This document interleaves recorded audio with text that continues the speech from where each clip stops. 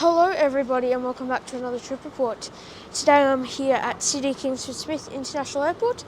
I've just left Terminal 3 and I'm currently transferring underground to Terminal 2. And today I'm going to be flying on board Jetstar on an A320 from here in Sydney down to Melbourne, Tullamarine in Victoria. So yeah. Anyways, now transferring, we have nearly 2 hours until our flight, so plenty of time. This underground connection is very handy and is also the same way you access trains. Anyways, let's go up a couple escalators and check in. So after going up one escalator, now let's go up this last one and then check in for Virgin Australia, Rex, Jetstar, and all other domestic airlines is just up here.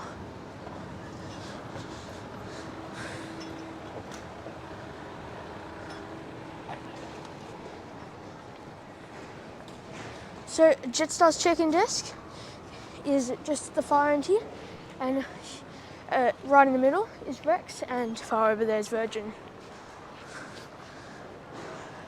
And well, I must say, there's quite a few people here to check in for Jetstar. So let's go and check in. Okay, so some of the kiosks aren't working, but after just a minute, I was able to find one that did. And check-in has been completed. However, bag drop has not been completed because there's a very large queue. However, my baggage is oversized, so we're going to go and see if we can drop it over here, which would be lucky. Okay, so finally after nearly half an hour at 25 minutes, check-in's completed. It's just I don't know why they don't have self bag drop. I think it would definitely be a lot more efficient. So yeah, and security also looks like it has a massive line. So we've been at this terminal now for like an hour, so it's pretty slow. So yeah, definitely think that Jetstar should try and fix that system. Either open more desks, but I know that's hard because of staff, or get self bag drop. Anyways, let's try and go through security. Security sort of complete. The person who I'm travelling with had a fishing line in their bag, and for whatever reason, I presume it has something to do with the bacteria and stuff, they're not letting it through security, and so yeah, that's very annoying. I'll keep you updated on the situation with that, but it's pretty ridiculous because we were able to take the fishing line up from Melbourne to New South Wales, and like a month ago we were able to take it back into Victoria from Queensland, so I'm not sure why they're deciding not to let it go through now. Anyways, security only took 10 minutes or so. Line went pretty quickly, but the security's not very automated at all. Anyways, I'm pretty busy here. Now let's go and try and find a place to charge my phone.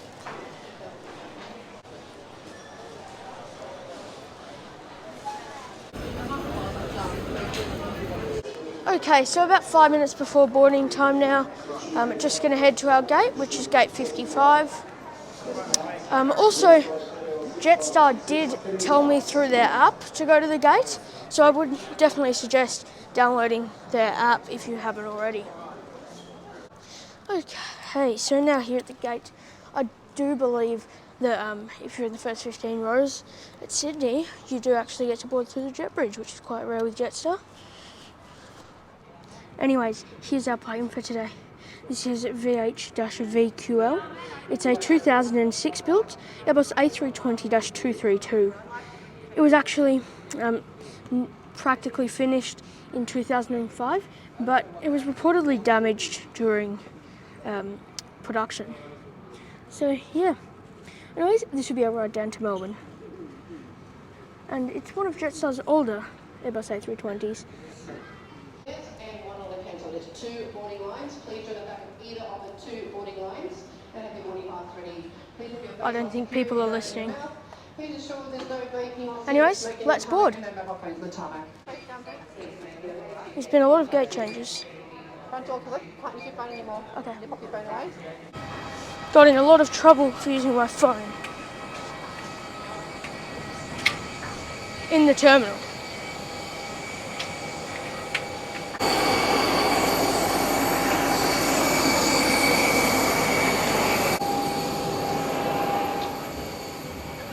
Hi.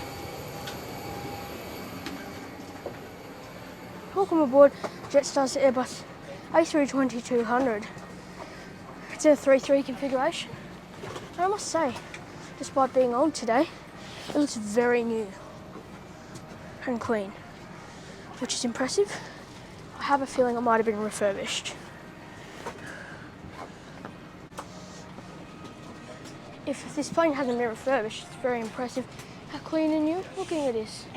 Anyways, my seat for today is 21A on the left side of the aircraft when boarding from the back and in aviation terms. And only your larger bags, wheels first, into an overhead And has a nice view of the wing. Your seat is in a Now let's go through the seat features of this aircraft.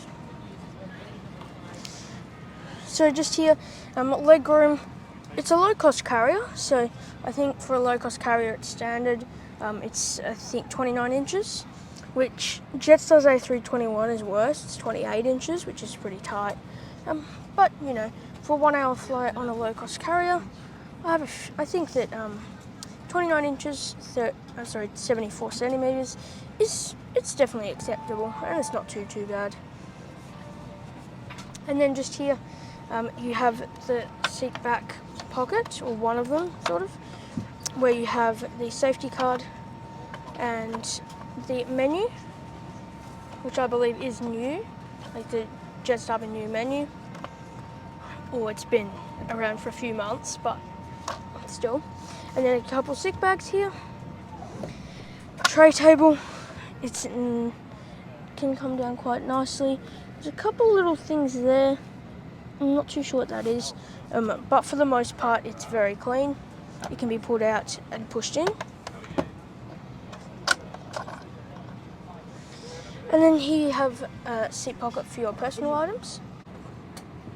Some corporate 737 lining in here. We have just been notified that today's flight is a 100% full one. Also, that plane that landed just before, I'm not 100% sure, but I think it was the Royal Australian Air Force, BBJ 737-700. It would appear that it's now time for pushback and engine start, of course. Cabin crew, please arm doors.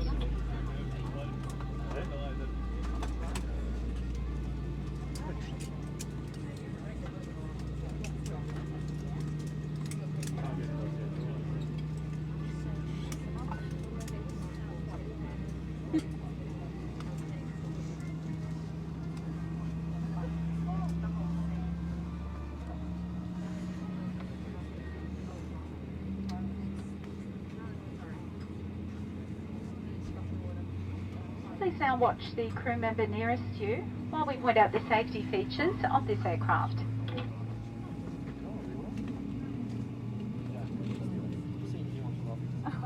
Hello again. We want you to have a safe and enjoyable flight. So please listen closely while we take you through the safety requirements for our Airbus A320. Seatbelt is most effective when worn low, tight, and throughout the entire flight. Make sure you're familiar with the brace position best suited to your seat. The onboard safety instruction card in your seat pocket shows pictures of your brace position, along with other important safety information. The A320 has 8 emergency exits, which we'll now show you. 2 at the front, 4 over the wing, and 2 at the back of the cabin. Lights will illuminate, showing you the path to follow to these exits. If we need to leave the aircraft quickly, taking your personal items with you will slow you down, so please leave everything behind. Okay, so safety demonstration done. Now we're taxiing to the runway.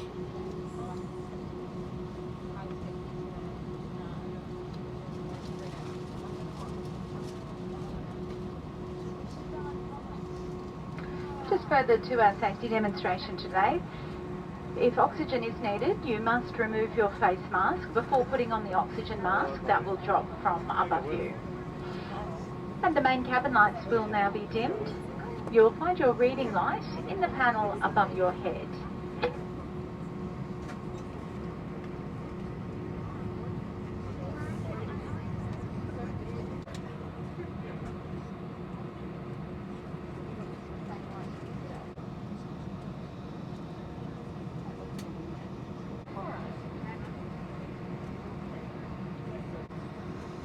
I'm not sure why, but it appears we've now had 4 planes either take off or land before us.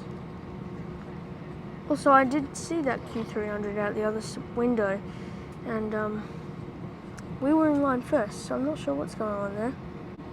Sydney Airport's clearly very busy today, as I believe any second now a wrecked sub 340 will appear.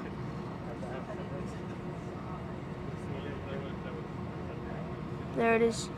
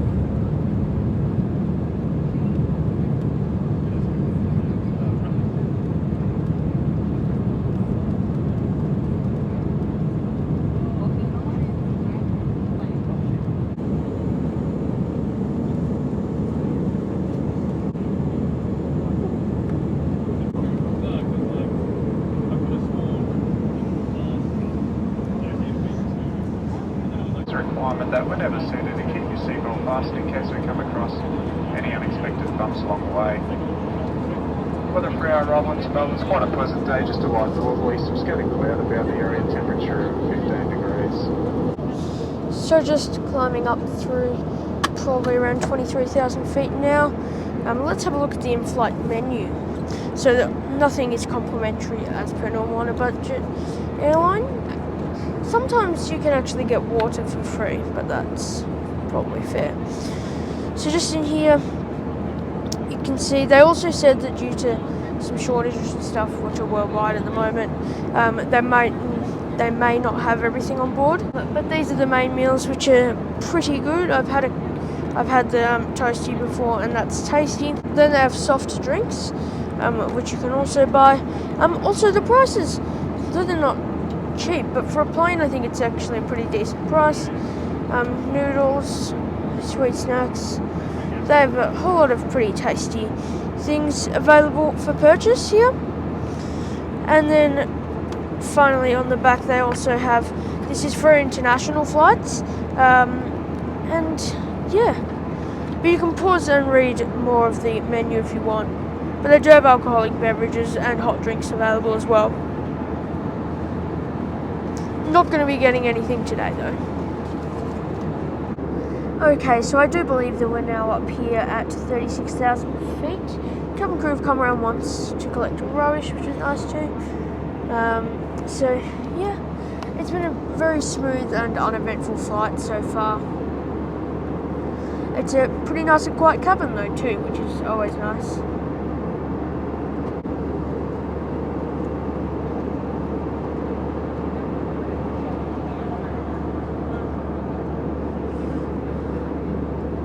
The sky outside today and the clouds is really beautiful as it is nearing sunset time. And also we have nice mountain views below us there.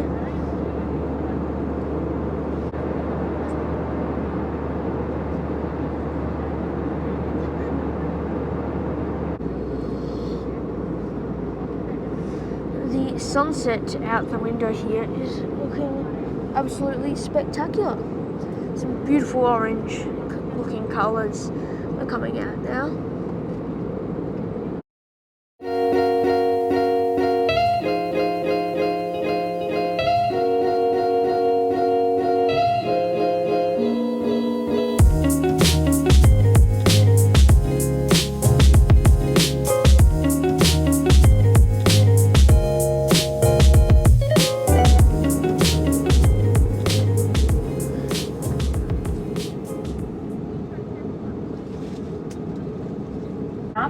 And must not be placed in the seat pocket or remain on the aircraft.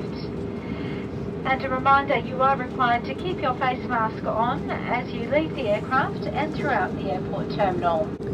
I didn't even notice, but we have actually started our descent into Melbourne, Tullamarine International Airport. Now just descending through the clouds. My window still really wants to ice up.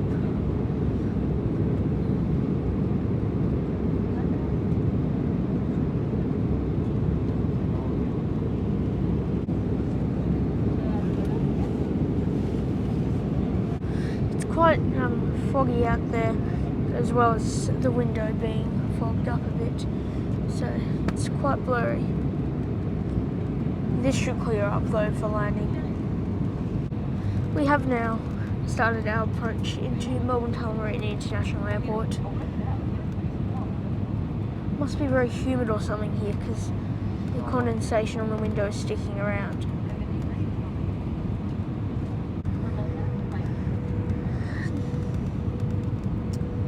Now on final approach. Unfortunately I do have to film zoomed in a bit more in order to get a slightly clear picture for you guys.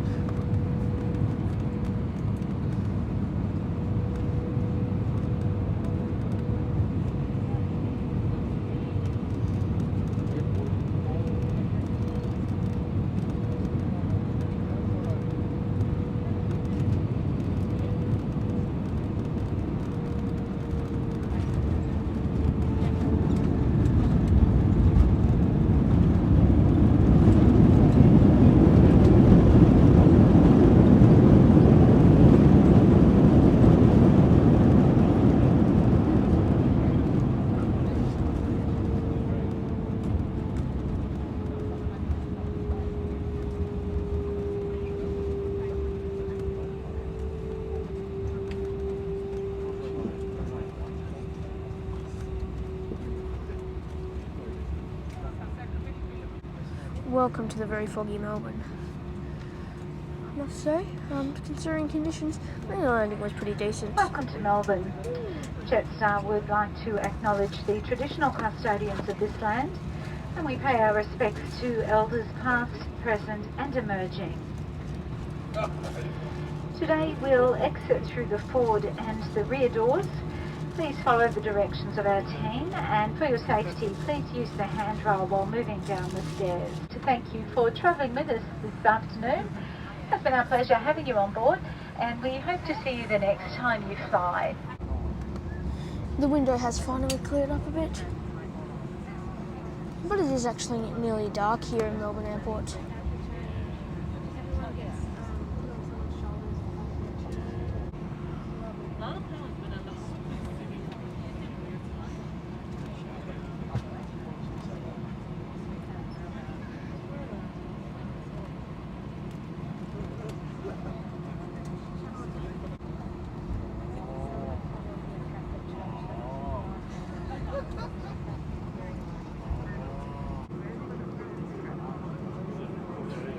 through the sail doors.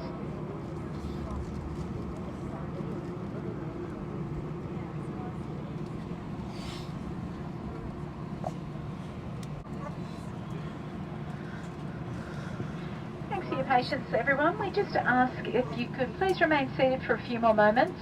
Once the main cabin door is open, we do need to wait for approval from ground staff before we can begin disembarking. So just to avoid too much congestion in the aisles, if you could please stay seated for a few more moments. Thank you.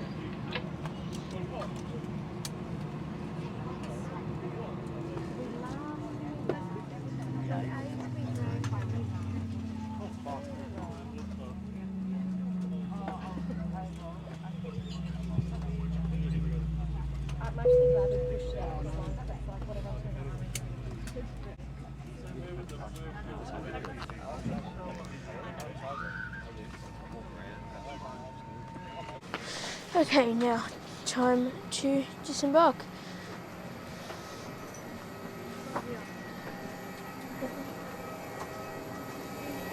Thank you.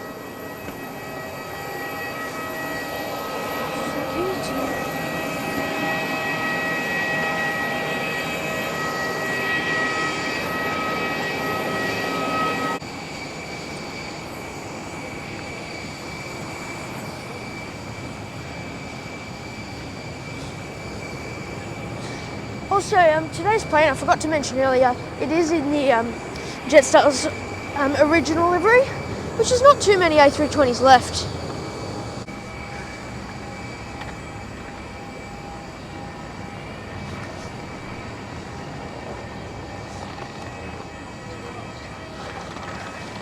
It's still pretty busy here, many flights to go. Oh, and by the way, the only bad thing about landing in Terminal 4 with Jetstar on a narrow body is that you're about 95% of the time be on the far left wing, which means you have to walk a long way to get to the main part of the terminal. Okay, so now here at baggage claim I have a subway, so there's not many bags left now. But yeah, I think it's about time now to conclude today's trip report. Well, I think that, Sydney Airport was pretty trash, to be honest. Today it's not always that bad, but the security and particularly check-in just took so long, and that security stuff was a bit annoying. I can't remember if I mentioned earlier, but technically speaking, you're not meant to bring reels with you, like fishing line, but it's very rare that anyone actually really cares about that, because hence why when I've flown before it hasn't been an issue. But yeah, anyways, ended up getting it here, just had to put in check-in. So yeah, and then on the plane, boarding was fine, no issues with that, except the staff member at the boarding gate was pretty unfriendly. And then on the plane, they weren't rude, but they also just weren't really friendly, the staff on board, and it maintained that way throughout the entire flight. So yeah, that was okay, but the actual seat was impressively clean, and for what you pay, the seat was good, and particularly since the flight's only an hour. And then overall, I would say, oh, and also quickly, the deboarding and stuff at Melbourne Airport was pretty good. Yeah, overall, considering how much you pay, it's generally between $50 and $70 or something like that, starter fare. I think Jetstar's definitely a good option, because you can save $30 or so by flying them. So yeah, verdict is Jetstar's definitely not a bad option. So if you're on a budget or something like that, or if you just want to save a bit of money, then Jetstar's definitely a good way to go. Anyways, thank you all for watching today's trip report. A like and subscription if you enjoy would be much appreciated. Check out my community page for polls and everything like that. Website for information on upcoming flights. And yeah, so basically, the Jetstar flight, I would just say it's a standard budget carrier flight. It's not the best Jetstar flight I've had, but not the worst. But yeah, anyways, thank you all for watching. Have a great day, and I hope to see you in my next video.